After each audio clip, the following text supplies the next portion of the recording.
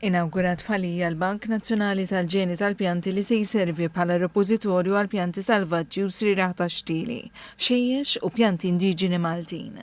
Il-faċilità hija fih dan id-Direttorat tal-Ħarsin tal-Pjanti.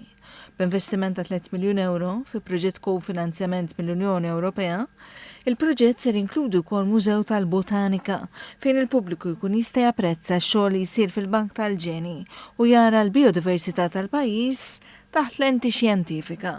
Id-direttur tad-direttorat Danis Xibaras qal il-ħażna taż-żrieraħ u l-konservazzjoni tal-pjanti għandha lan li tissalvagwardja siġar u xtieli Maltin biex ikunu ħielsa mill-mart u jkun assigurat li l-biodiversità tagħhom tkun ippreservata. Għal il-bank ser jikkumplimenta diversi proġetti fih dan id-direttorat fosthom ġnien li qed jikkonserva u jippromovi s-siġar u xtieli indiġeni.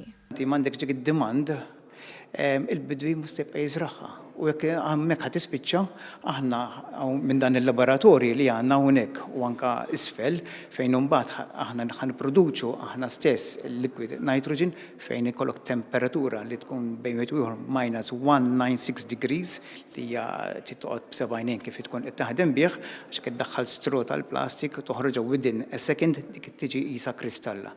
Ġifieri huwa xogħol daqsxejn perikolus. U hemmhekk inkunu nistgħu nippreservaw iż-żieraħ tagħna u anke id-DNA tagħhom bejn ieħor bejn 200 u anke 300 sena. Il-Ministru għall-Agrikoltura u Sajd Anton Refalo qal li r-repożitorju kien miżura elenkata fil-manifest elettorali u li t-lestija tiegħu tassigura li l-protezzjoni tal-pjanti u xejjex Maltin kif ukoll tħarrishom minn fatturi esterni bħat tibdil fil-klima.